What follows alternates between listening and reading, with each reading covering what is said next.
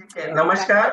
मैं धर्मेंद्र ओएनजी से अहमदाबाद एवं एक शाम देश के नाम ग्रुप की ओर से इनरव्हील क्लब होशंगाबाद के सभी सदस्यों का हार्दिक अभिनंदन अभिवादन स्वागत करता हूं। आज के प्रोग्राम को आगे बढ़ाने के लिए मैं सुश्री वंदना जी को आमंत्रित करता हूं। वंदना जी। ममता भाभी, meeting call to order. Meeting call to order. जी मैम। अब जैसे कि परंपरा है, किसी भी प्रोग्राम को शुरू करने के पहले हम लाइटिंग द लैंप दीप प्रज्वलन करते हैं। तो धर्मेंद्र जी दीप प्रज्वलन की।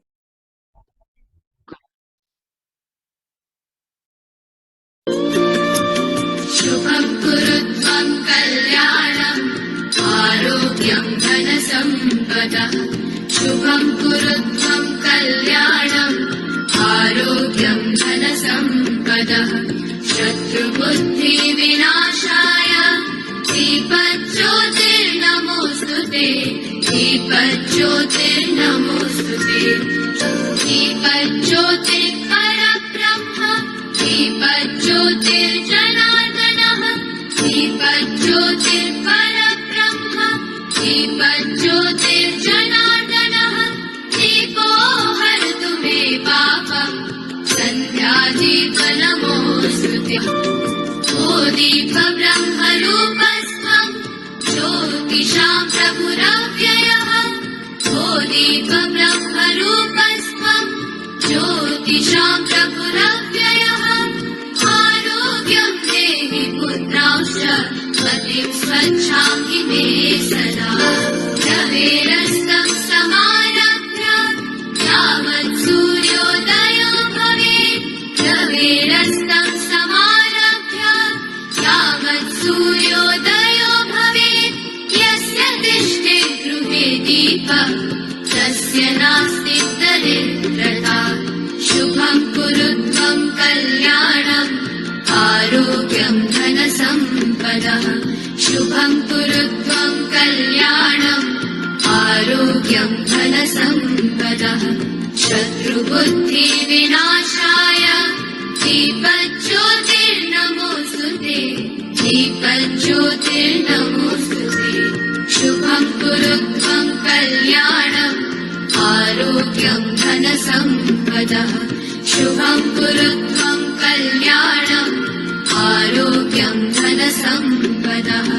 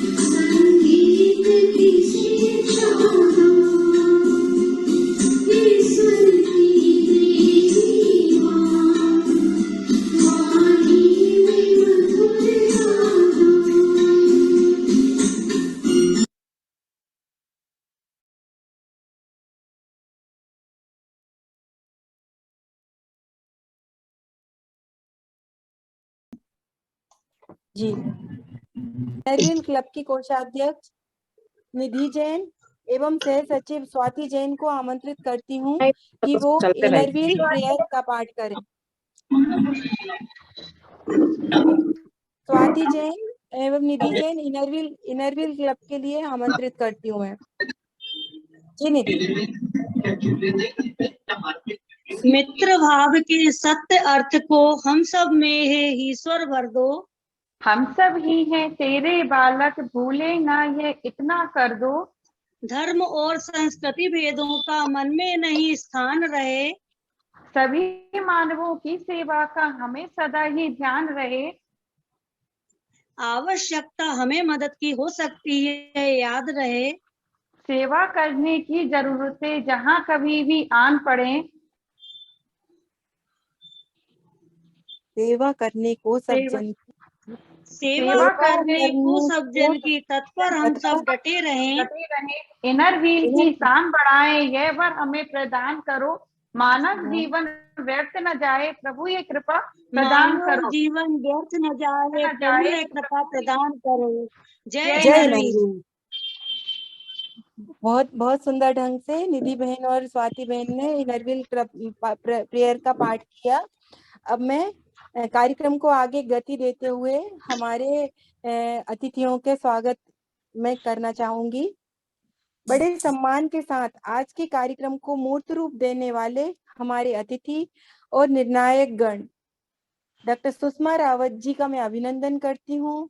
श्री रामनारायण सोनी जी, जिन्होंने सभी प्रतिभागियों के आलेख पर पंच लाइन निकाली है, मैं उनका स्वागत करती हूँ। और हमारे होशंगाबाद शहर के गौरव माननीय विनय प्रताप सिंह जी ठाकुर जी का हार्दिक अभिनंदन करती हूँ। हमारे कार्यक्रम को जूम के द्वारा साकार करने वाले धर्मेंद्र नरावने जी का मैं स्वागत करती हूँ। हमारे बीच जैविक उत्पादन को बढ़ावा देने वाली रश्मि दादोरिया दीदी जी का भी मैं स्वागत करती हूँ। आज के इस अति महत्वपूर्ण कार्यशाला, आज के परिवेश में जैविक खेती कितनी कारागार में समस्त इनरव्हील बहनों का, हमारी डिस्ट्रिक्ट IASO विद्यावती पारासर जी का, हमारे इनरव्हील परिवार के मंच पर मैं स्वागत करती हूँ, वंदन करती हूँ, अभिनंदन करती हूँ। यदि आप 4 सफल व्यक्तियों के बीच बैठते हैं तो 5वें सफल व्यक्ति आप होंगे।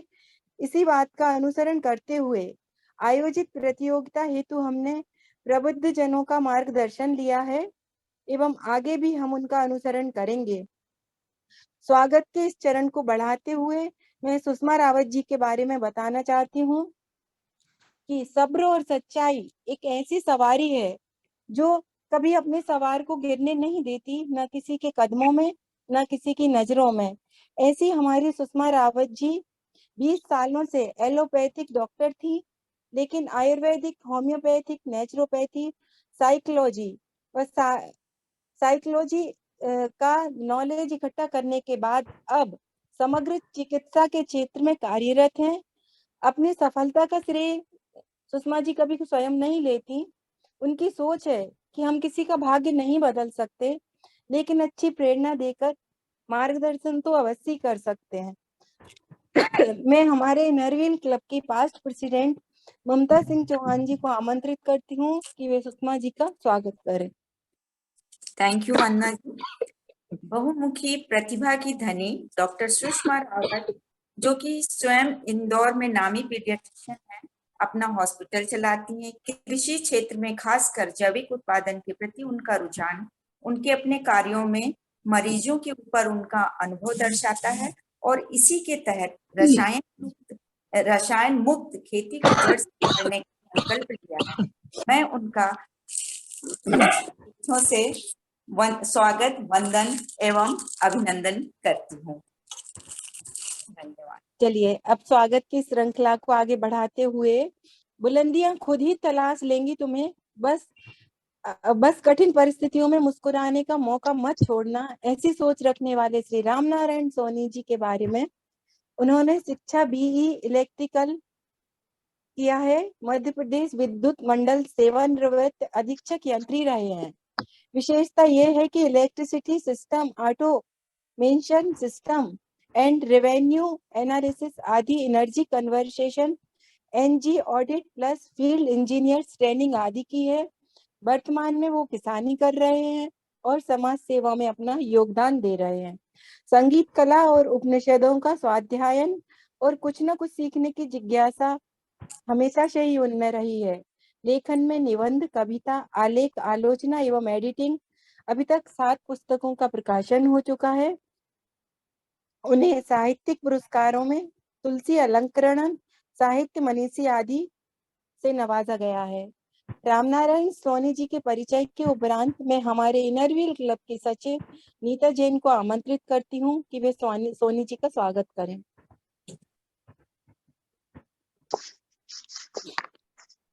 नीता जैन जी आए और सोनी जी का स्वागत करें। सभी को इनरव्हील अभिवादन। क्यों ना हम कुछ अलग बने, खुश रहने की सलाह ना देकर खुश रहने की वजह बने।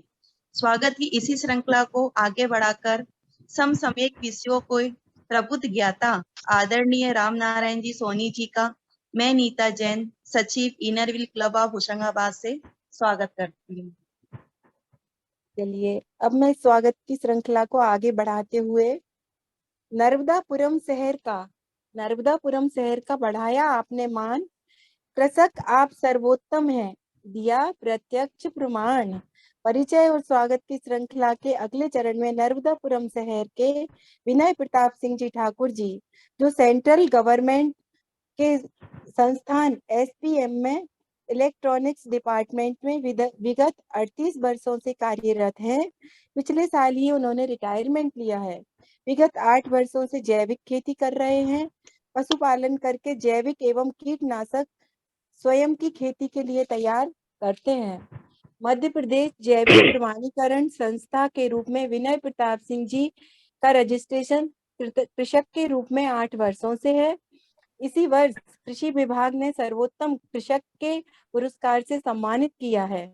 ग्राम निटाया में जैविक खेती में कार्यरत हैं। हमारे भारत देश के ऐसे बुद्धिजीवी हैं, इस तरह के प्रयोग करके स्वर्णिम इतिहास अवश्य लिखेंगे। वह दिन दूर नहीं जब हम पुनः ये गीत गा पाएंगे कि मेरे देश की धरती सोना उगले, उगले हीरे मोती मेरे देश की धरती। विनय प्रताप जी के स्वागत के लिए मैं हमारे इनरव्हील क्लब की ISO अंजू गुप्ता जी को आमंत्रित करती हूँ।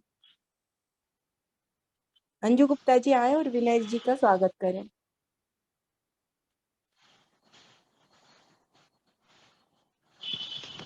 जी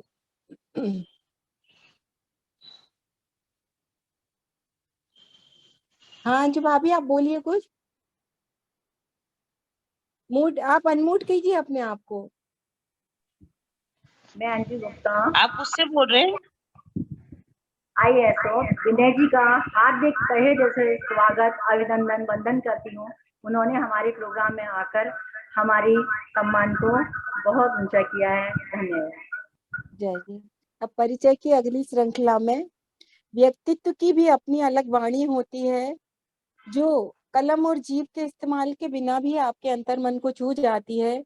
बेमिसाल व्यक्तित्व के धनी अगले चरण में मैं जिनका नाम लेने जा रही हूँ, धर्मेंद्र नरवणे जी, जो ONGC अहमदाबाद में महाप्रबंधक के पद पर कार्यरत है। धर्मेंद्र जी को 37 वर्षों से अधिक कार्य का अनुभव है और साथ ही अलग अलग कार्यस्थलों पर भी वे अपने कार्य को अंजाम देते हैं। वे एक शाम देश के नाम ग्रुप से भी जुड़े हैं एवं जैविक खेती को बढ़ावा देने पर भी कार्य कर रहे हैं। आप लायंस क्लब एवं अन्य पर्यावरण संरक्षण पर कार्य करने वाली संस्थाओं से जुड़े हैं। धर्मेंद्र जी के स्वागत के लिए मैं आमंत्रित करती हूँ हमारे क्लब के संरक्षक श्रीमती नीरजा फौजदार जी को कि वे आए और धर्मेंद्र जी का स्वागत करें। मैं नीरजा फौजदार, संरक्षक Inner Wheel club district 304 Dharmendra ji का स्वागत बंदन अभिनंदन करती हूँ। चलिए अब स्वागत की इस श्रृंखला में अगली कड़ी में मैं आमंत्रित करती हूँ ऐसी सोच रखने वाली हमारी रश्मि दादोरिया जी का कि इतनी मेहरबानी मेरे ईश्वर बनाए रखना, जो रास्ता सीधा सरल हो उसी पर चलाए रखना, ना दुखे दिल मेरा किसी, इतना रहम तू मेरे भगवान मुझ पर बनाए रखना। रश्मि जी एग्रो ट्रेडर्स प्राइवेट लिमिटेड में MD हैं। रश्मि जी किसानों को पूरी तरह से ऑर्गेनिक उत्पादन के लिए प्रोत्साहित करती हैं, उनको बीज और दवाइयां उपलब्ध कराती हैं। टेलीकास्टिंग टीम के द्वारा अपने नेटवर्क के द्वारा उन्होंने मार्केटिंग भी शुरू की है। उनके स्वागत के लिए मैं हमारे क्लब की पूर्व एडिटर सीमा गुप्ता जी को आमंत्रित करती हूँ। सीमा गुप्ता जी आए और रश्मि जी का स्वागत करें।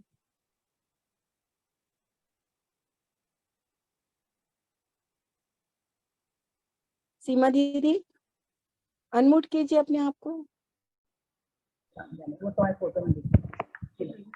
मैं सीमा गुप्ता आज के परिवेश में जैविक खेती कितनी कारगर विषय की समीक्षा रश्मि दादोरिया जी का स्वागत करती हूँ। जी परिचय और स्वागत के उपरांत मैं आज के कार्यक्रम की मेन सूत्रधार, जिन्होंने मेरा नाम लिया है बल्कि सूत्रधार तो सुषमा जी ही हैं, उनको आमंत्रित करती हूँ कि वो अपने वक्तव्य से हम सबका संबोधन करें। सुषमा रावत जी आए और हम लोगों को संबोधित करें। सभी को मेरा नमस्कार। और मैं हमारा जो ग्रुप है एक शाम देश के नाम, उसके लिए आज बहुत ही प्रसन्नता का दिवस है कि हम जिस विषय को पिछले 1 साल से जिसका मंथन कर रहे थे उसको ही आपने अपने विचार विश्लेषण का विषय बनाया है। हम सब लोग बहुत खुश हैं। मैं आप सबको एक बात बताना चाहती हूँ कि आप याद कीजिए, जब अंग्रेज हमारे देश में आए थे तो ईस्ट इंडिया कंपनी के नाम से आए थे। उस समय कोई भी समझ नहीं पाया कि क्या हो रहा है, अच्छा कि बुरा, कुछ नहीं समझ पाए। और वैसा का वैसा ही कीटनाशक जब हमारे देश में आए और अंग्रेजों ने कीटनाशकों को फ्री में बांटना चालू किया, हम समझ ही नहीं पाए ये हमारे लिए अच्छा है कि बुरा है। जब अंग्रेजों का अत्याचार हमारे ऊपर होने लगा तो हमें समझ में आने लगा कि कुछ गलत हो रहा है हमारे साथ, पर हम कुछ नहीं कर सके उस समय। पेस्टिसाइड के साथ न जाने कितने साल हमारे साथ निकल गए, हमें पता ही नहीं चला कि हमारे साथ नुकसान हो रहा है। और आज भी आप अगर देश की पूरी जनता को प्रश्नोत्तरी में रखें तो मैं आपको दावे के साथ कह सकती हूँ कि आधी जनता को पता नहीं है कि हमारे खाद्य पदार्थों में जहर मिला हुआ है। अंग्रेज जब आए तो हमको जब समझ आ गया था कि हमारे साथ अत्याचार हो रहा है और हमने जंग चालू की, तो वो जंग हमारी कम से कम 150 साल की थी और जंग की कीमत हमें बहुत महंगी पड़ी। मित्रों, आज हमें पेस्टिसाइड्स को झेलते झेलते 62 साल हो गए हैं, पर हमारी आधी जनता को शत्रु दिखाई ही नहीं दे रहा। और जिनको दिखाई दे रहा है उनको ये नहीं समझ में आ रहा है कि हमें किस रास्ते जाना है। हम भी अपनी एक शाम देश के नाम ग्रुप में इसको डिस्कस करते करते 1 साल निकाल दिया। थोड़ा सा जन जागरण हम कर पाए हैं, पर हम अपने मुकाम पर नहीं पहुंच पाए हैं। हमको धीरे धीरे 3 से 4 साल में हमारे देश को ये जो कीटनाशक जहर मुक्त बनाना है, हमारे अन्न को वापस अमृत बनाना है। मैं डॉक्टर होने के नाते ये खेती में क्यों जा रही हूँ, उसकी एक बहुत रोचक कहानी है कि एक एग्रीकल्चर कॉलेज का साइंटिस्ट मेरे सामने आया अपने बच्चे को लेके। तब मैंने उनको बोला कि आपके बच्चे को आपको पालक खिलाना है। तो उसने बोला कि मैडम आप क्या कह रही है, पालक का सूप? मैंने कहा इसमें क्या तकलीफ है आपको? तो बोले आपको पता है पालक में कितना जहर है? और मैंने कहा फिर आप धो दीजिए। वो बोले धोने से भी नहीं निकलता है। तब मुझे समझ में आया कि हमारे देश में पूरा मतलब अधिकांश खाना जहरीला है और इस जंग को लड़ने के लिए हमको बहुत सतर्क होना पड़ेगा। देखिए, किसी भी देश की सबसे बड़ी संपदा होती है उसके लोग, और लोगों में ही रोज धीरे धीरे अगर जहर जा रहा है तो अंग्रेज अपनी तो जंग जीत रहे हैं। ये साइलेंट जंग में हम मर रहे हैं और वो लोग जीत रहे हैं। मैंने एज अ डॉक्टर देखा कि पेस्टिसाइड्स हमारे शरीर के हर अंग को खराब कर रहा है, और इसका डिटेल डिस्क्रिप्शन आपको मेरे YouTube पे मिलेगा, जिसका नाम है सुषमा रावत चिटनेस। हमारा देश दूसरे देशों से मुझे क्यों सबसे ज्यादा अच्छा लगता है, क्योंकि इसकी मिट्टी बहुत गजब की है। आप दूसरे देशों में देखेंगे सब दूर बर्फ या रेती ऐसा दिखेगा। आप पूरे जब भी विदेशों के चित्र देखेंगे ना, या तो बर्फ दिखेगी या रेती दिखेगी। एक हमारा देश है जहाँ काली मिट्टी दिखती है, और दोस्तों सच में ये काली मिट्टी ही हमारा सोना है, क्योंकि इससे जो फसल आती है और इससे जो मेडिसिनल प्लांट्स आते हैं वो हमारे देश को दूसरे देशों की अपेक्षा बहुत ऊंचे दर्जे पे रखते हैं। और ये जो विदेशी हैं जो पेस्टिसाइड्स अपने देश से बना बना के भेज रहे हैं हमारे देश में, हमारे देश का सोना खत्म कर रहे हैं। एक्चुअल सोना हमारी मिट्टी है, उसको इतना दिमाग से खत्म कर रहे हैं, क्योंकि हमारे किसान को जानते ही नहीं है। उनको उल्लू बना दीजिए आराम से। हम आपको मोटरसाइकिल गिफ्ट कर रहे हैं, हम आपको जीप गिफ्ट कर रहे हैं, आप इतने डब्बे डालो। वो बेचारे लोगों को भी मार रहे हैं और खुद भी मर रहे हैं, और इतना कर्जा हो जा रहा है लोग किसानों के ऊपर कि वो आत्महत्या पे आत्महत्या करते ही जा रहे हैं।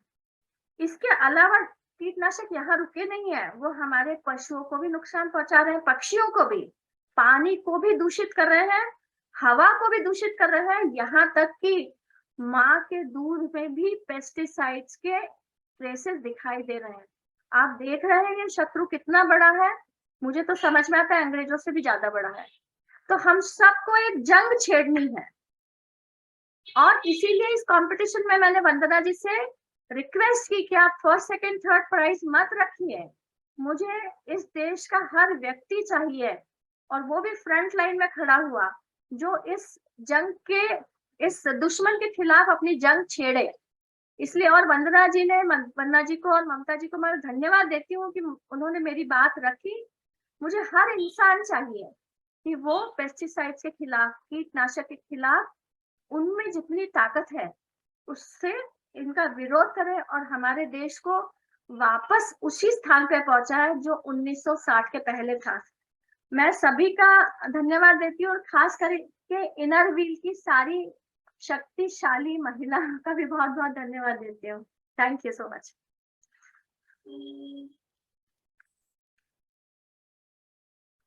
Over to Vandana ji, unmute कर लीजिए।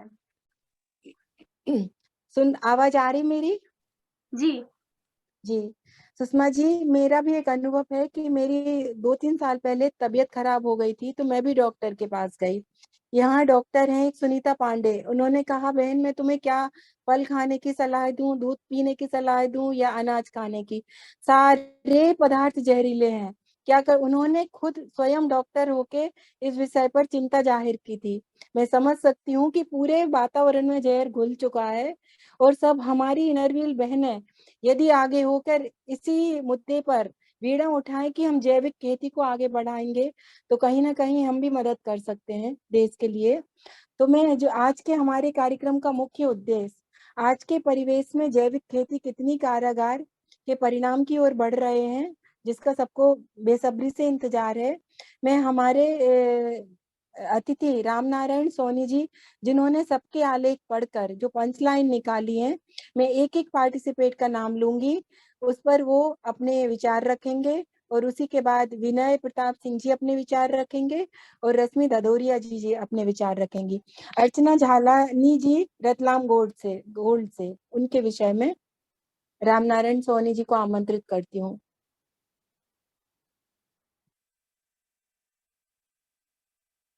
अर्चना झालानी जी के जी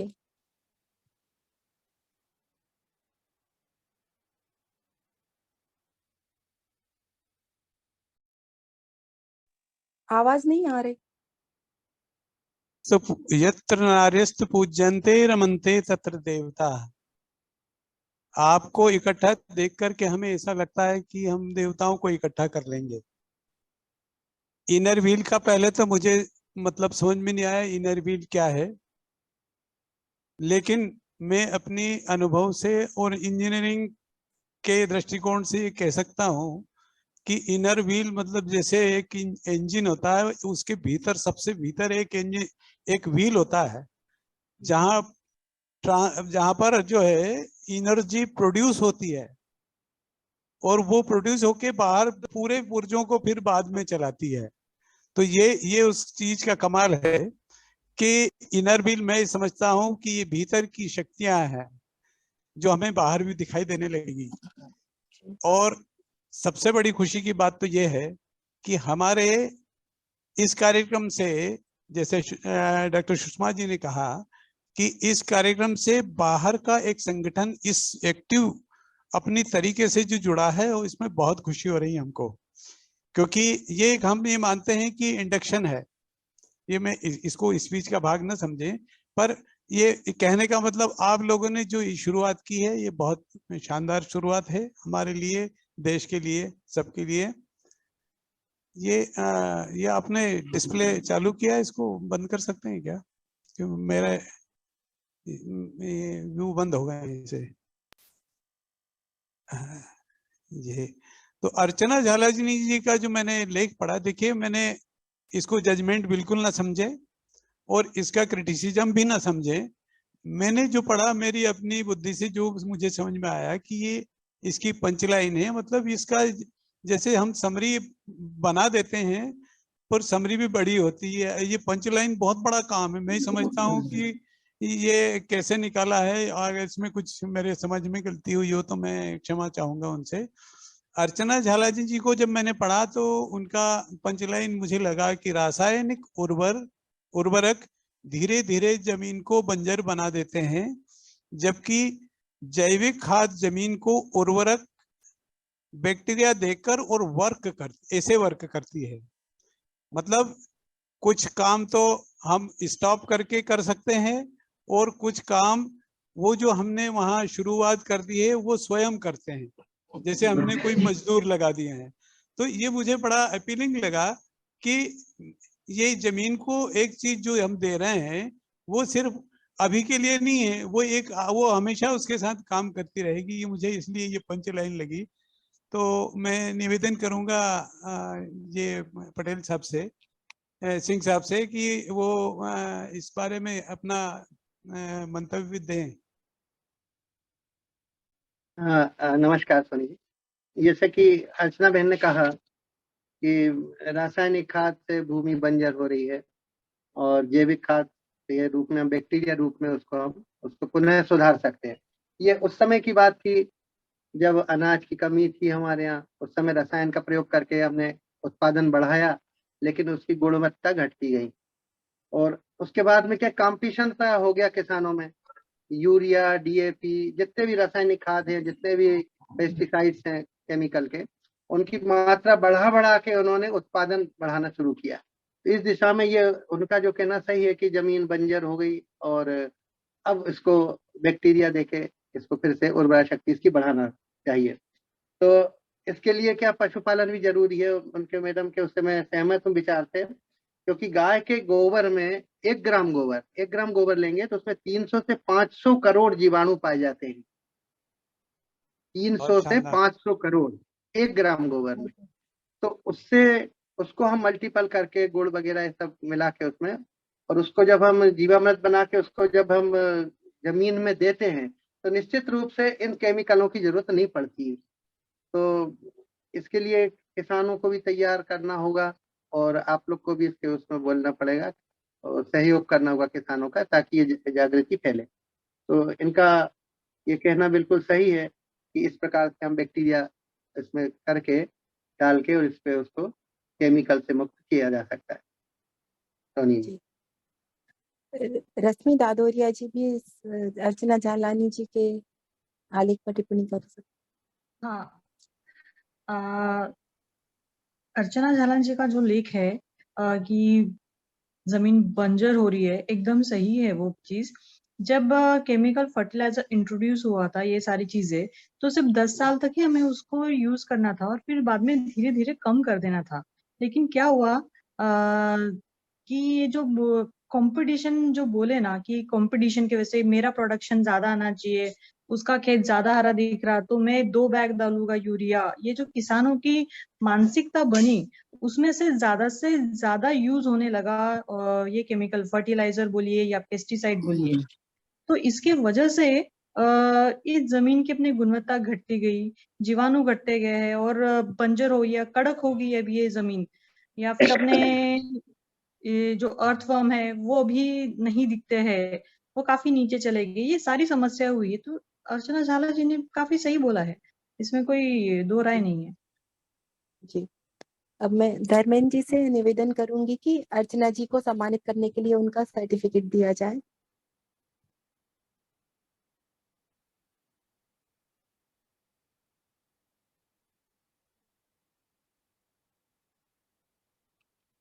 जी, बहुत बहुत अच्छा।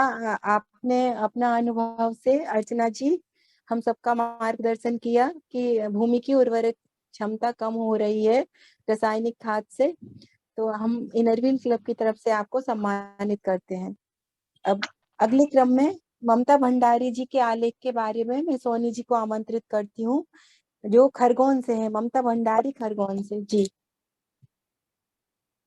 सोनी जी को आमंत्रित करती हूँ कि वो उनके आलेख पर टिप्पणी करें। ममता जी का जब लेख पढ़ा तो मुझे जो समझ में आया वो ये था कि रसायनों के कृषि में अत्यधिक उपयोग से पर्यावरण और भूमि की उर्वरता का ह्रास हुआ है, वह मानव स्वास्थ्य पर इसका बुरा असर हुआ है। ये उनकी इसकी पंचलाइन मुझे लगी और बात बिल्कुल सही है कि हम रसायनों का किस बुरी कदर उपयोग कर रहे हैं। और ये जैसा डॉक्टर सुषमा जी ने भी बताया कि उन्होंने वो पहला जो इसका पालक का सूप पीने वाले थे, तो उन्हें मालूम पड़ा कि इसमें कितना जहर आ रहा है। ये वास्तव में ये अवेयरनेस होना भी जरूरी है। मैं ठाकुर साहब से निवेदन करता हूं कि वो इस बारे में कुछ कहें। जी सोनी जी, ये तो तय है कि हमारे ऊपर ये रासायनिक उर्वरक एवं पेस्टिसाइड्स जो केमिकल के हैं उसका बुरा असर पड़ता ही, इसमें तो कोई दो मत नहीं है। और ममता भंडारी मैडम ने जो इस पे प्रकाश डाला है बहुत ही सराहनीय है, क्योंकि हमारे शरीर की इम्यूनिटी पावर इसी से डाउन हो रही है। इसका ताजा उदाहरण अभी जो कोरोना महामारी जो आई थी, इसमें जो जिनकी इम्यूनिटी पावर कमजोर थी तो या तो बीमार हुए या चले ही गए। तो ये सब किस कारण से हुआ? ये सब केमिकल के सेवन से हुआ है। यदि ये केमिकल ना खाएं और धीरे धीरे ऑर्गेनिक की ओर बढ़े तो ये सब महामारी से अपनी इम्यूनिटी पावर बढ़ जाएगी, तो छोटी मोटी बीमारी तो वैसे इससे पास नहीं आएंगी। और सरकार ने भी इस बात को माना है कि ये केमिकल से ऐसा हो रहा है, लोगों का स्वास्थ्य पर प्रतिकूल असर पड़ रहा है। तो सरकार भी चाह रही है और गवर्नमेंट ने इसके लिए बहुत सी कंपनियों को बैन भी किया, बहुत से केमिकल्स को बैन भी किया है, लेकिन उसके तीव्र रिजल्ट आते हैं, इसलिए किसान चोरी छुपे वो कंपनी भी बेच रही है और किसान भी उसको डाल रहा है। तो इस दिशा में भी शासन को थोड़ा और अपने को भी थोड़ा जागरूक होना पड़ेगा कि इन चीजों का सेवन ना करें। मैं ममता भंडारी जी के इस विचार का पूर्ण समर्थन करता हूं और उनको इसके लिए धन्यवाद देता हूँ। रश्मि जी भी अपनी टिप्पणी दें। ममता भंडारी का जो आर्टिकल है, जो निबंध है, उसमें जो उन्होंने बोला है कि हेल्थ पे इफेक्ट पड़ रहा है, वो एकदम सही है। अभी कैसे रहता है, जो मेरा अध्ययन है या फिर जो मैंने पढ़ा है, उससे ये जाना है कि जो सब्जियां या फल है, जो अपना कन्वेंशनल या केमिकल है या जो ऑर्गेनिक है, उसमें न्यूट्रिएंट की कमी ऐसी बात नहीं है, न्यूट्रिएंट की कमी नहीं है। पर क्या हो जाता है, जो केमिकल वाला फल खा रहे हैं तो अपन केमिकल को एक्सपोज हो जाते हैं, वो केमिकल भी साथ में खा लेते हैं। तो वो जैसे इल्लियों को मारने के लिए अगर उनका ऐसा एक केमिकल है जो उसके डाइजेशन को अफेक्ट करता है और वो इल्लियां मरती है, तो वही सारा केमिकल हम भी खा रहे हैं, तो अपने को जो एसिडिटी हो रही है, अदर बीमारी हो रही है, तो नेचुरली एक्सपोज हो जा रहे हैं। तो ये सही बात है जी। अगले क्रम में दीपाली साहू जी का हमें पीडीएफ मिला था जैविक खाद के ऊपर से, तो उसके बारे में मैं रामनारायण सोनी जी से कहूंगी कि वो टिप्पणी दें अपनी। दीपाली जी ने जो पीडीएफ दिया है उसमें उनने एक चीज बड़ी अच्छी हाईलाइट की है कि कंपोस्ट खाद और जैविक खाद, कंपोस्ट खाद जैविक पदार्थों के अपघटन मतलब डीकम्पोजिशन एवं पुनर्चक्रण यानी रिसाइकिल कर बनाया जाता है। देखिए एक प्रोसेस का उन्होंने पूरा हाईलाइट कर दिया, जो भी है उन्होंने बहुत अच्छा अध्ययन किया होगा तभी ये बताया है।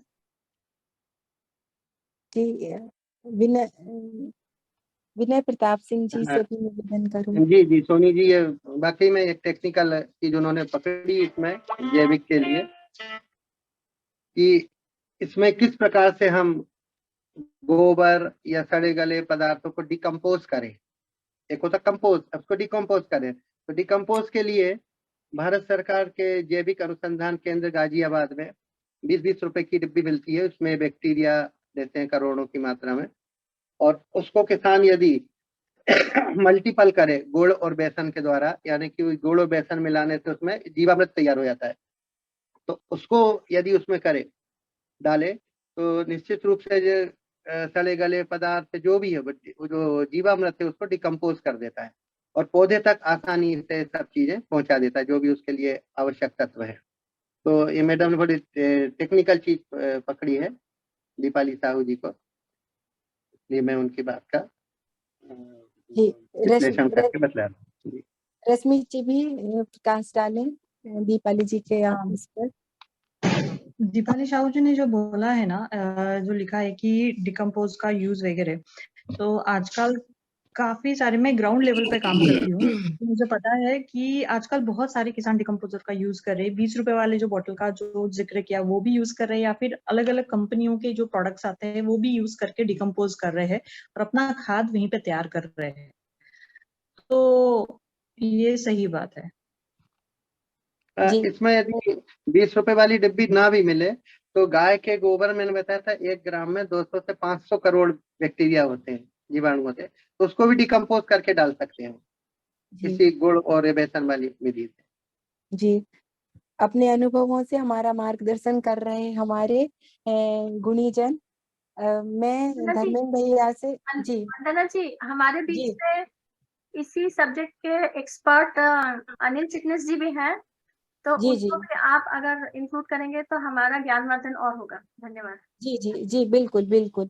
मैं चाहूंगी कि अनिल चिटनिस जी भी प्रकाश डालें इन तीनों वक्ताओं, तीनों प्रतियोगियों के आलेख पर।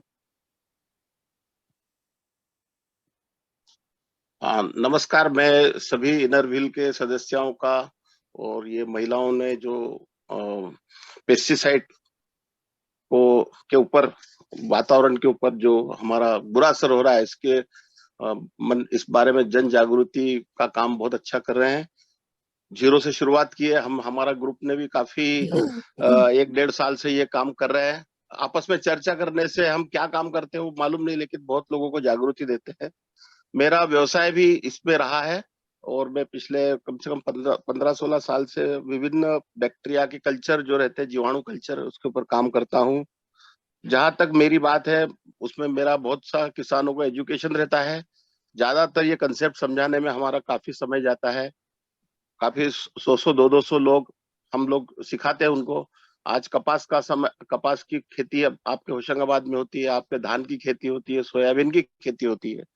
यहाँ पे काफी मात्रा में पेस्टिसाइड का उपयोग होता है। अभी आपने शुरू से बताया, इनिशियल चीजें आपको सब मालूम है, लेकिन मैं ये कहता हूँ कि ये पेस्टिसाइड पानी, भूमि, वातावरण तीनों को ले जाते हैं।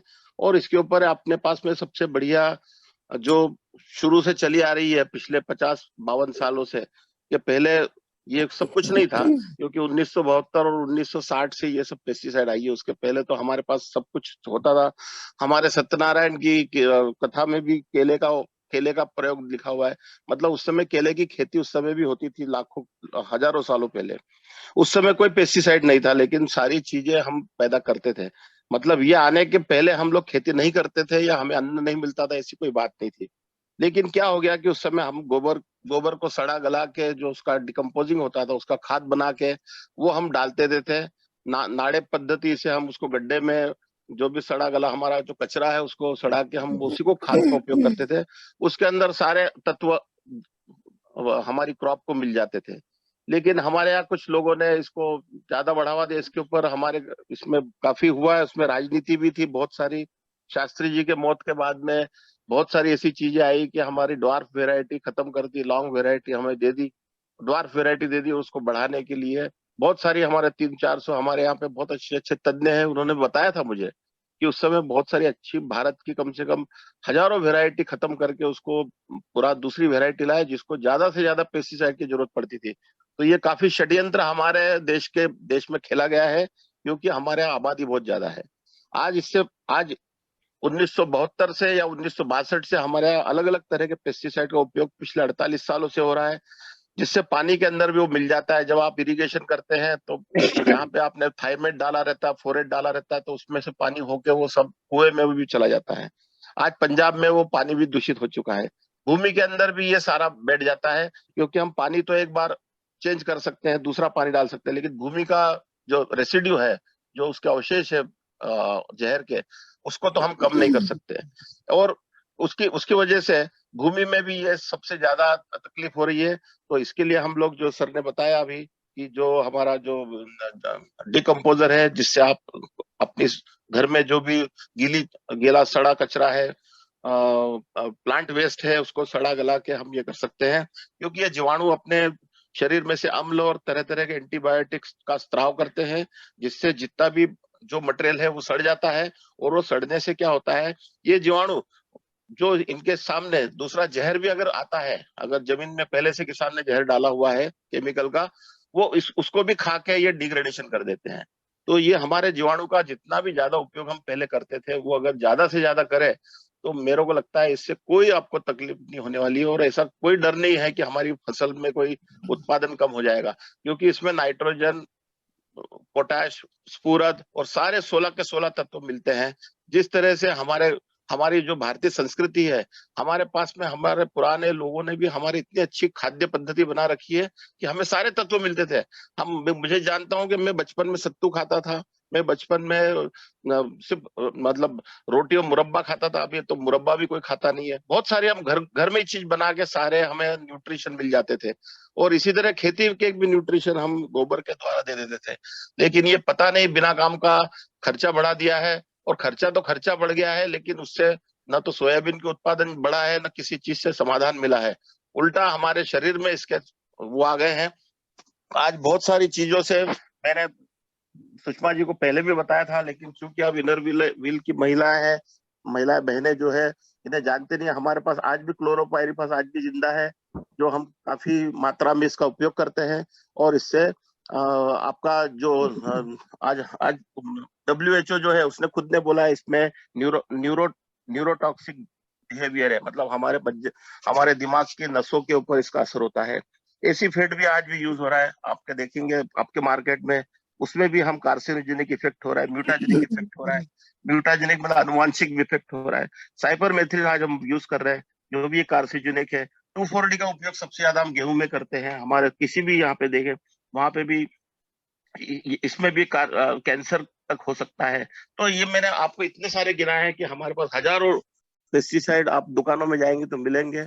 और उससे जल्दी से छुटकारा पाने के लिए टीवी के अंदर भी इसकी एडवर्टाइज आ रही है। मैं रोज देखता हूँ सोयाबीन के अच्छा दाना होने के लिए वो डुपॉन्ट अमेरिकन कंपनी बोलती है कोराजन वापरो, उससे दाना अच्छा हो जाएगा। तो ये सारी चीजें एडवर्टाइज वगैरह पे चल रही है, और ये बहुत बड़ा षड्यंत्र है। हम हमारे लेवल पे कितना लड़ सकते हैं, झगड़ सकते हैं, लेकिन आपको मैं निश्चित रूप से बोलता हूँ कि ये जन जागृति चालू कीजिए, क्योंकि हम बड़ी बड़ी ताकतों से लड़ तो नहीं सकते हैं, लेकिन जन जागृति तो कर सकते हैं। हमारे घर में तो हम अच्छा कर सकते हैं, हमारा जो किचन गार्डन है उसको तो अच्छा कर सकते हैं।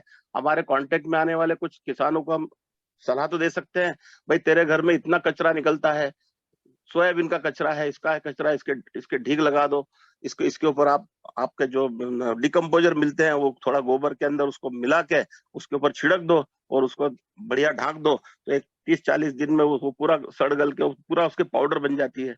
इस तरह से अपना खाद घर में बनाओ और उसी का उपयोग हम लोग अगर खेती में करते हैं तो हमारी जमीन भी जो पिछले 50 सालों से खराब हो रही है, अगले 50 सालों तक अच्छी जिंदा रहेगी।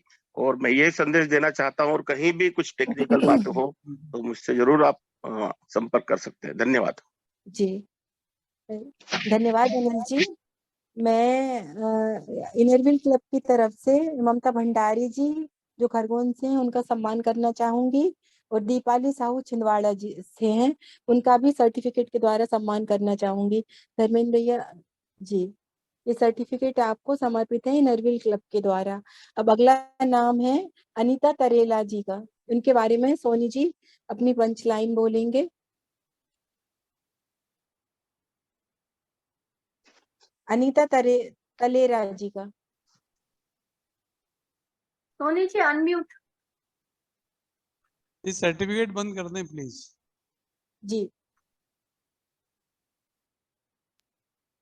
जी, अनीता तलेरा जी के बारे में। जी, जैसा आपने अभी सुना अभी तक, यानी ये जो 3 नाम मैंने पढ़े और इनकी बातें, मतलब इनका जो पंच लाइन्स पढ़ी हैं, तो अपन देख सकते हैं कि जो हमारे कमेंटेटर्स हैं उन्होंने जो जितना ये इसके बारे में बताया है, इसका मतलब ये कि ये चीजें बहुत अंदर की कहीं से इन्होंने पढ़ा है और हमारे सामने लाके रखा है। मैं इसके लिए उनको साधुवाद देता हूं, क्योंकि ये भी एक बहुत बड़ी, क्योंकि अभी आप जो कमेंट सुन रहे हैं इसका मतलब ये है कि ये की पॉइंट है जो इन्होंने उसको एलोबोरेट करके बताया है कि ये बात सही है। तो इस बात के लिए मैं साधुवाद करता हूं। अगला नाम अनीता जी का है। इन्होंने अपनी जो बातें कही उसमें मुझे जो खास लगा वो ये है कि नाइट्रोजन, ये इनकी चिंता ये है कि सब लोग ये कह तो देते हैं कि भाई विकल्प, ये जो रासायनिक खाद है इसका विकल्प नहीं आएगा तो कैसे हम उसको जैविक खाद को या जैविक रसायनों को यूज करें। तो इन्होंने जो चिंता अपने लेख में बताई वो नाइट्रोजन आदि 16 सूक्ष्म तत्व जैविक खाद में मिलना सुनिश्चित हो जाए तो जैविक खाद कारगर हो सकते हैं। ये इनका आर्गुमेंट भी है और इनका सजेशन भी है, मुझे अच्छा लगा। जी मैं विनय प्रताप सिंह जी से कहूंगी कि वो आप क्या कहना चाह रहे हैं ये अनीता जी के वक्तव्य पर।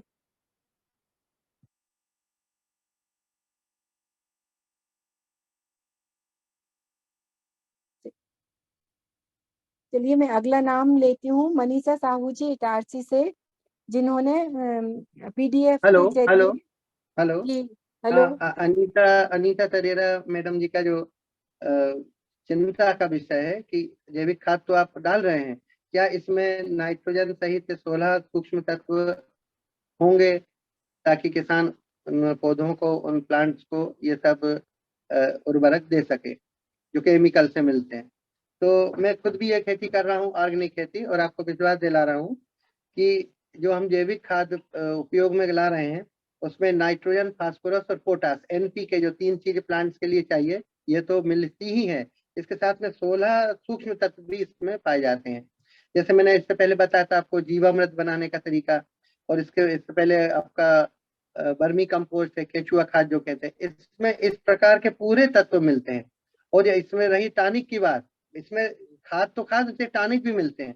तो टॉनिक के रूप में आप जो सरसों खली है, अपनी 2-4 प्रकार की और भी खली है, उसको यदि उसमें मिला दिया जाए तो इसमें भरपूर टॉनिक का भी काम वो करती है। तो ऐसा जरूरी नहीं है कि यदि हम केमिकल का प्रयोग करें और ऑर्गेनिक का प्रयोग ना करें तो ये सब चीज उसमें नहीं मिल पाएगी। जी जी जरूर से जरूर इससे मिलती है। जी धर्मेंद्र भैया समय है ना अभी? हेलो हाँ जी हाँ, कोई प्रॉब्लम नहीं। जी जी, तो मैं अगले चरण में मनीषा साहू जी इटारसी से हैं, उनका एक पीडीएफ आया था जैविक खाद के बारे में, तो मैं सोनी जी से पूछना चाहूंगी कि क्या निष्कर्ष निकला है मनीषा साहू जी के पीडीएफ का, उसके बारे में बताएं। मनीषा साहू जी ने बड़ी अच्छी बातें हाईलाइट की हैं। वो उनकी चिंता यह है कि ये जो रासायनिक उर्वरक हम यूज कर रहे हैं उनसे प्रदूषण जो हो रहा है वो मानवता और जीव जंतु सबके लिए हानिकारक है। ये खास बात निकल के आई उसमें से मुझे जो लगा। जी विनय प्रताप सिंह जी क्या बोलेंगे? हाँ नहीं, ये निश्चित रूप से तो सभी को मालूम है केमिकल के दुष्परिणाम क्या हो रहे हैं। अभी हाल की बीमारी जो थी उस पर भी आपने देख लिया, और ये वातावरण में पर्यावरण को तो दूषित करते ही करता है। तो निश्चित रूप से हमें इससे बचना चाहिए। मैडम का सही सलाह है, सही चिंता है। जी, और रश्मि जी की क्या राय है इस बारे में? ये तो बिल्कुल सही है कि जितना ज्यादा अपन यूज करेंगे उतना ज्यादा एक्सपोज होंगे सारे केमिकल्स को और वो अफेक्ट करेंगे। तो नेचुरली इट इज ट्रू। अब धर्मेंद्र भैया से निवेदन है अनीता तलेरा जी और मनीषा साहू जी को इनरव्हील क्लब के द्वारा सम्मान पत्र दिया जाए। अनीता तलेरा जी का बहुत बहुत स्वागत, वंदन, अभिनंदन कि इतने अच्छे विचारों से हम सबको रूबरू कराया। मनीषा साहू जी का भी हम सम्मान करते हैं इनरव्हील क्लब के द्वारा। अब अगले क्रम में मैं रीना पोरवाल जी जो मंदसौर से हैं, जिनका आलेख हमें प्राप्त हुआ, उसके बारे में मैं रामनारायण सोनी जी से कहूंगी कि इनकी क्या राय है। इन्होंने अपने लेख में जो बताया है कि मानव जीवन के सर्वांगीण विकास के लिए आवश्यक है प्राकृतिक संसाधन प्रदूषित ना हो। जैसे हमारे साइंटिस्ट हैं, हम जिसको हम साइंटिस्ट ही कहते हैं, हमारे अनिल चिटनीस जी, वो हमारे ये समझे कि हमारे ग्रुप के नवरत्न में से एक है। उन्होंने जो बात कही है, ये देखिए बात इसमें से निकल के आ रही है। मतलब ये कि मुझे आश्चर्य हो रहा है कि जितनी भी ये इनको कंटेस्टेंट नहीं कहूंगा मैं, पार्टिसिपेंट्स हैं, इन्होंने कितनी बारीकी से किसी चीज को पढ़ा होगा। हो सकता है कई जगह पढ़ते हैं और कुछ निकलता है, तो ये इन्होंने जो निकाली वो कितनी काम की बातें निकाली। मैं बहुत इनको अप्रिशिएट करता हूँ। हाँ सोनी जी जी जी विनय ठाकुर विनय साहब। प्रताप सिंह जी। जी हाँ जी, सोनी जी आपने बिल्कुल ठीक कहा कि मैडम का जो चिंता व्यक्त करना बिल्कुल वाजिब है, क्योंकि प्राकृतिक संसाधन हमारे कुएं हैं, नहर है, जो भी पानी है, पानी तो दूषित हो ही रहा है, वातावरण भी दूषित हो रहा है इस केमिकल के कारण। और मानव जीवन का सर्वांगीण विकास तो होगा ही होगा, क्योंकि निश्चित रूप से हम अच्छा खाएंगे केमिकल रहित, तो हमारा स्वास्थ्य भी अच्छा रहेगा, हमारी सोच अच्छी रहेगी और कार्य करने की क्षमता भी हमें बढ़ेगी, पहले से ज्यादा अच्छा काम कर पाएंगे। तो केमिकल से उससे एक आलस्य जो भरा रहता है मन में, वो सब दूर हो जाता है। तो जी ये ठीक कहा मैडम ने कि संसाधन दूषित नहीं होना चाहिए, हमारा शरीर है वो भी दूषित नहीं होना चाहिए, और इन जैविक का हमको ज्यादा प्रयोग करना चाहिए ताकि इस चीजों से हम बच सकें। धन्यवाद। जी अगले क्रम में मैं रीना पोरवाल जी के सम्मान के लिए धर्मेंद्र भैया से बोलूंगी कि उन्हें भी सम्मान पत्र प्रदान किया जाए। रीना पोरवाल जी, मंदसौर। रीना पोरवाल जी। रीना जी आपका बहुत बहुत अभिनंदन करते हैं इनरव्हील क्लब के द्वारा। अब अगला नाम मैं लेने जा रही हूँ जागृति शाह, इंदौर सेंट्रल से, जिन्होंने अपने आलेख के द्वारा हमें अपने विचार भेजे हैं। सोनी जी से निवेदन है कि जागृति शाह जी का। जी जागृति शाह जी के आलेख में जो खास करके बात उभर के आई वो ये थी कि कीटनाशक के रूप में बायो पेस्टिसाइड का उपयोग करें जिससे जहर मुक्त फसल मिल सके। बायो पेस्टिसाइड जो इन्होंने वर्ड यूज किया है, टेक्निकल है ये, जरा इसको एक्सप्लेन करें ठाकुर साहब। सोनी जी, निश्चित रूप से ये जो भी पेस्टिसाइड डाला जा रहा है केमिकल का, वो कितना हानिकारक होता है, ये अभी बताया कि एसीफेड है, क्लोरोपाइरिफास है, ये कैंसर के कारक हैं, हार्ट डिसीज के कारक भी यही हैं।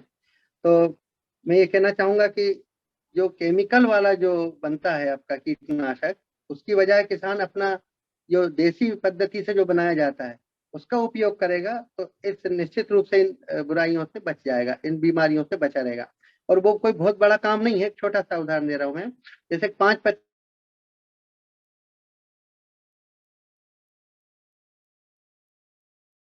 जो है नष्ट हो जाते हैं, या नष्ट ना होकर सुस्त पड़ जाते हैं, तो 5 पत्ती काढ़ा में हम उन पौधों को लेते हैं, जैसे कि अकौआ है, धतूरा है, और जो सीताफल है, कनेर है, इस प्रकार के पत्तों को लेके इनको पीस के और पानी में उबाल लेते हैं।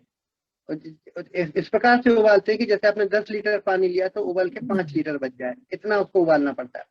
और छान के उस कीटनाशक को उसको डाल दिया जाए, तो आप देखेंगे कि किसी प्रकार का कीट उस पर नहीं लग पाता है। थोड़ा सा प्रोसीजर कोई इसमें कठिन भी नहीं है, और सबसे बड़ी बात, किसान का जेब भी हल्का रहता है।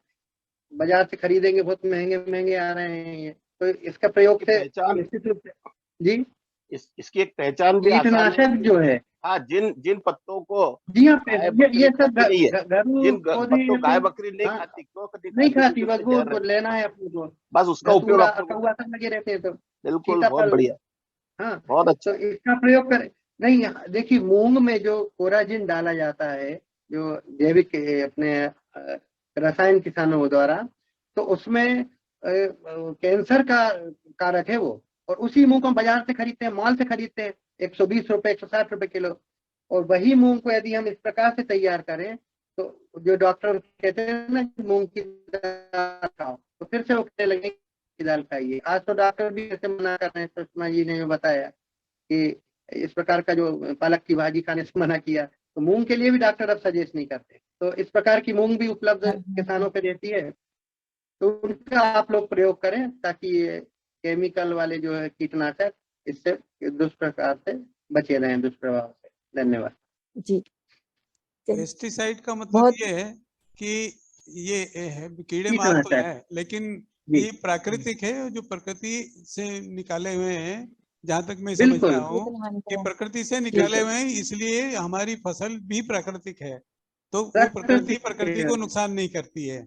जी जो बाहर रासायनिक प्लांट में डाला, जी प्लांट से लिया, प्लांट में डाला अपन ने। जी जी जी अच्छा, दही जो रहता ना, दही में भी वही गुण रहता, गौमूत्र में भी वही गुण रहता कीटनाशक का। जी जी, चलिए अब हम इसी क्रम को आगे बढ़ाते हुए जागृति साह जी का को सम्मानित करते हैं इनरव्हील क्लब के द्वारा। धर्मेंद्र भैया, जागृति साह जी का सर्टिफिकेट दीजिए।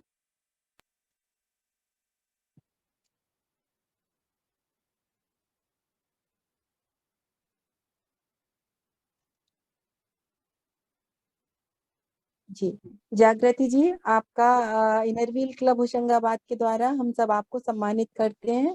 आपके बहुत अच्छे विचार से हम सब रूबरू हुए हैं।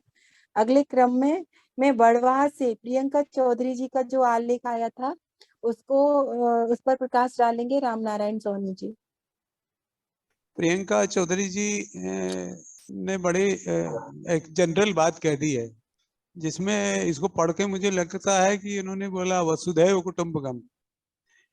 इसमें इन्होंने बताया है कि एक कविता है इनकी, किसान आबाद होगा, जैविक खाद वरदान होगा, उत्पादन वृद्धि के साथ नए भारत का निर्माण होगा। बहुत सुंदर, बहुत सारी बातें एक साथ इतनी बढ़िया कविता में कह दी है। मैं उनको कवि के नाते प्रणाम करता हूँ बहुत बहुत। जी, ठाकुर साहब जी क्या बोलेंगे? हाँ सोनी जी, ये तो सही है कि जैविक खाद तो वरदान है, लेकिन इसका महत्व अभी किसान समझ नहीं रहे, क्योंकि ये पुरातन काल में भी यही सब चलता था। गोबर से जो अपना कंपोस्ट खाद बनता था वही डाला जाता था। ये तो बीच में आ गया अंग्रेजों के समय से केमिकल वगैरह।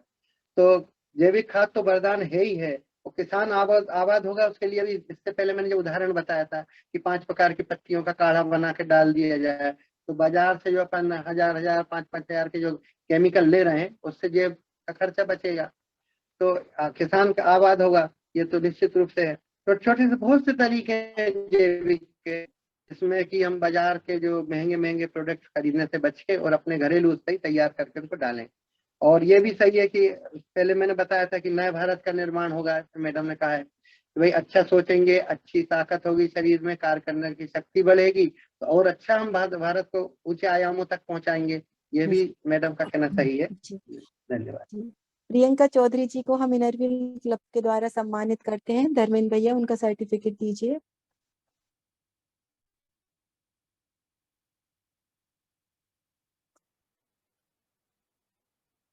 प्रियंका जी, आपके विचारों से और आपके कवि हृदय का हम सम्मान करते हैं, और आप इसी तरह जैविक खेती को आगे बढ़ाने के लिए अपने विचार सबसे रूबरू करेंगी, ऐसी आशा है।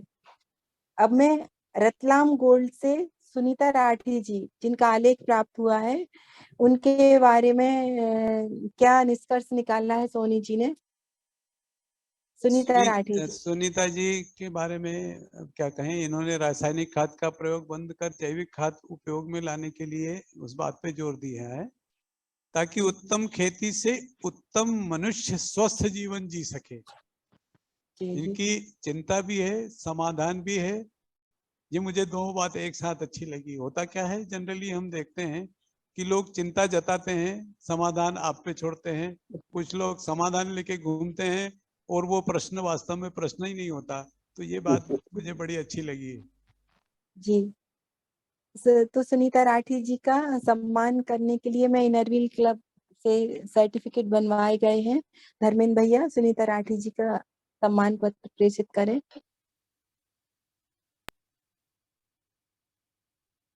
सुनीता राठी जी, आपके विचारों का स्वागत, वंदन, अभिनंदन, और हम सब आपका सम्मान करते हैं। अगले क्रम में एक बहुत खूबसूरत वीडियो संध्या नाहर जी, जो प्रकृति से जुड़ी हुई हैं, छिंदवाड़ा की हैं, उन्होंने अपने वीडियो अपने फार्म हाउस का हम सबसे शेयर किया है।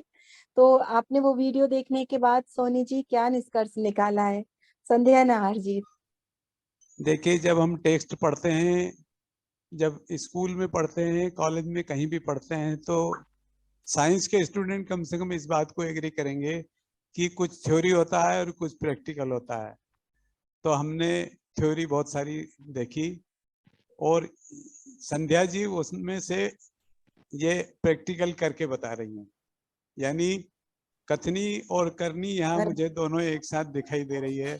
तो कथनी वालों ने कथनी कही और करनी वालों ने करके बताया। तो संध्या जी का जो गार्डन जब मुझे ये वीडियो और चित्र में इतना सुंदर दिख रहा है, यहाँ तक कि उनका ड्राइंग रूम भी सुंदर दिख रहा है।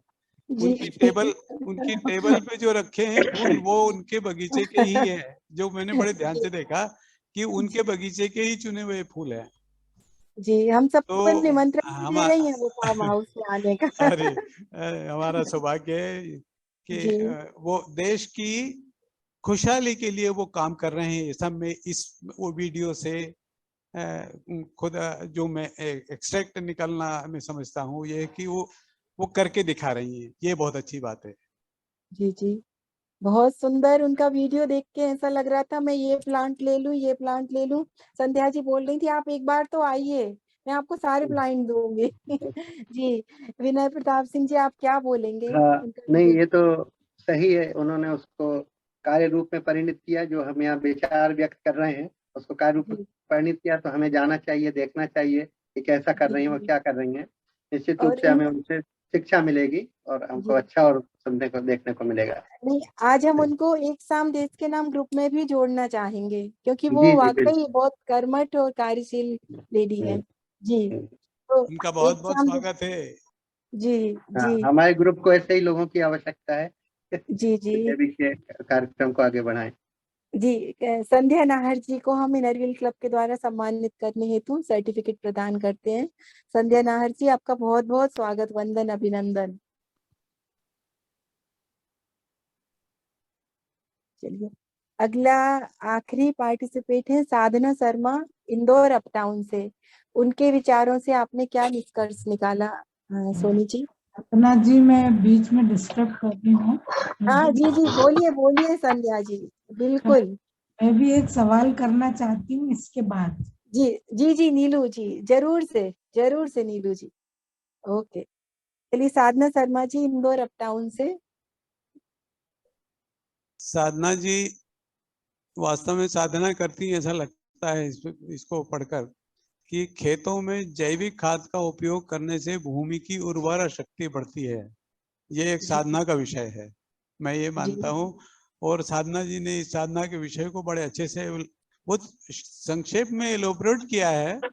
मैं मतलब उसको एक्सप्लेन करूं तो बड़ा वो अटपटा लगेगा क्योंकि बहुत थोड़े में उन्होंने बहुत सारी बातें लिखी हैं और मुझे बहुत अच्छा लगा ये। पर उनका कहना यही है कि भूमि की उर्वरा शक्ति बढ़ाना है तो जैविक खाद का उपयोग मस्त है। जी, विनय ठाकुर जी हाँ, साहब क्या क्योंकि ये जैविक खेती में हमने देखा कि एक तरफ आपका जो जैविक खेत रहता और दूसरी तरफ केमिकल का खेत। तो जो जैविक का खेत है उसके प्लांट्स की ग्रीननेस अलग ही रहती है, उसके जो अनाज भी आता उसके टेस्ट भी अलग रहता है। तो निश्चित रूप से उसका उत्पादन तो बढ़ता ही है, टाइम टाइम से एकदम से नहीं बढ़ता, और उर्वरा शक्ति निश्चित रूप से बढ़ती है, उसकी टाइम लगता है उसमें। जी, साधना मैडम का विचार बहुत सही है। मैं इनरव्हील क्लब की तरफ से साधना शर्मा जी का सम्मान करना चाहती हूँ। धर्मेंद्र भैया, साधना जी का सर्टिफिकेट। साधना जी, आपके विचारों से हमको एक नई दिशा प्रदान हुई और इसी तरह आप आगे भी जैविक खाद कितनी कारगर, ये इस विषय को लेके सबको रास्ते दिखाएंगी और रूबरू कराएंगी। हाँ नीलू जी, आप कुछ कहना चाह रही थी ना? हाँ जी, सभी को नमस्कार करते हुए इनरव्हील अभिवादन। और मैं पूछना चाह रही थी सर से कि मैं गमलों में, मेरे छत पे 100 गमले हैं करीब करीब, गिने तो नहीं हैं, पर उसमें फूल ठीक से नहीं आते हैं और न फल आते हैं। छोटी छोटी गिलकी लग जाती, लौकी लग जाती, या टमाटर लगते हैं तो एक बार तो खूब लग जाते हैं, अगली बार नहीं लगते हैं। तो मैं कारण जानना, भिंडी भी हफ्ते में 10, 12, 15 निकलती है। तो मैं इंटरेस्टेड हूँ पर मुझे नॉलेज बहुत कम है इस चीज का, तो मैं थोड़ा सा जानना चाह रही थी। मैडम मैं बोलूं? जी हाँ मैडम, इसके लिए क्या है, इसमें पोटास तत्व की कमी पड़ रही है प्लांट में, क्योंकि फ्लावरिंग आना, अच्छा फल होना, ये सब पोटास के कारण होता है।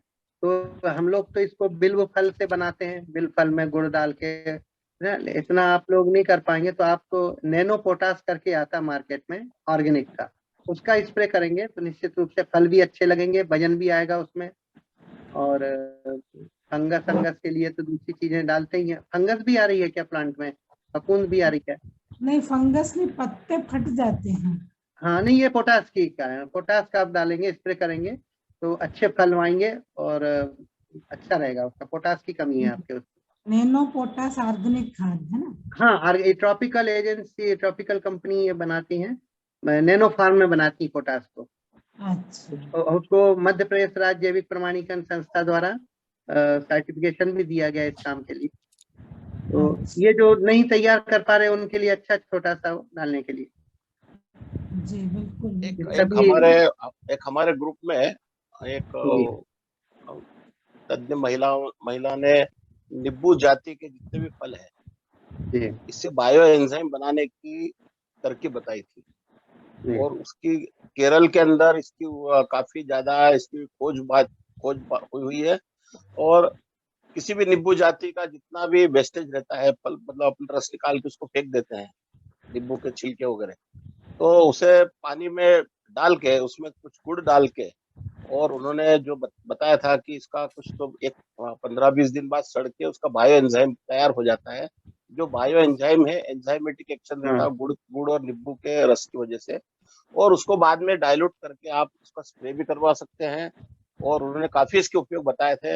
हमारे ग्रुप के धर्मेंद्र जी से पूछ के वो हमारा जो वीडियो है वो अगर आप देख लें तो ये नाहर मैडम को इससे काफी सहायता मिल सकती है। मतलब हमारे इसके अंदर सारे वीडियो सेव किए हुए हैं, तो मुझे याद आया। और ये नैनो बाकी तो सब निश्चित रूप से इसमें कुछ न्यूट्रिशन वगैरह की कमी पड़ रही है वो कुछ। जी, पोटास का मेन कारण। जी नीलू जी, आपकी समस्या का समाधान मिल गया। नीलू जी इनरव्हील क्लब देवास की प्रेसिडेंट हैं और बहुत सक्रिय हैं वो भी। आज उन्होंने जूम मीटिंग ज्वाइन करके ये दिखा दिया कि हाँ उनको भी चिंता है।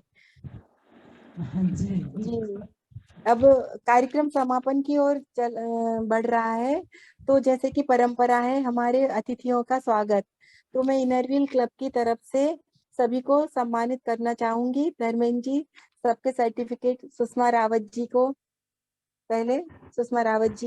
प्रदान करें।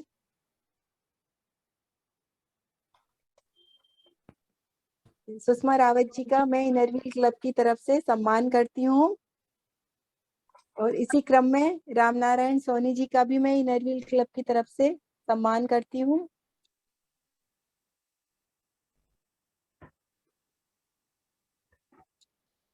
इसी क्रम में धर्मेंद्र नरावने जी भैया का भी मैं सम्मान करती हूँ।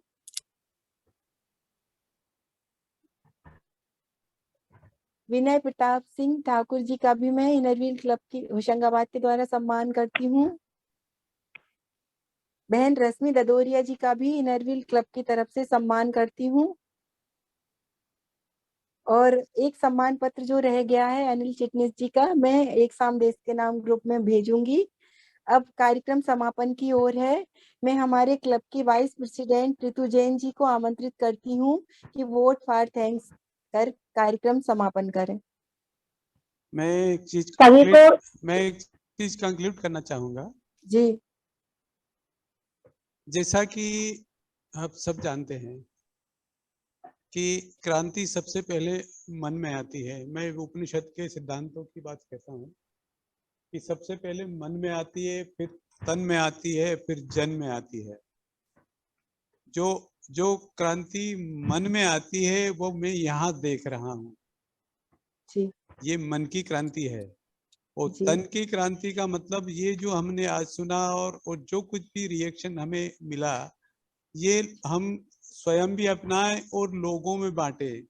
हमारे जो 12 जो पार्टिसिपेंट्स थे, ये 12 गुणित 12 कम से कम करें 144 लोगों तक हमारी ये बात जो हमको कही गई है, ये बात जनता के बीच में जाए तो ये जन की क्रांति होगी।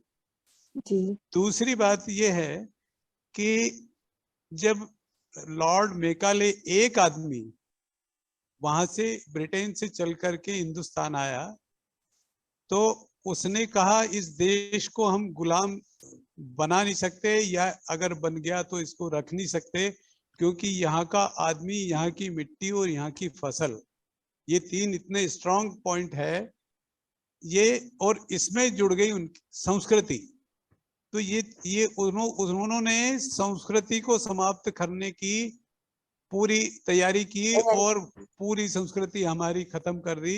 अभी जो बची खुची है, आप जैसे चिंतक लोग अगर इसमें जुड़े तो इस संस्कृति को बचाएंगे, हमारी कृषि को बचाएंगे, हमारे जन को बचाएंगे, और सबसे आखिरी में हमारे मन को बचाएंगे। बहुत बहुत धन्यवाद।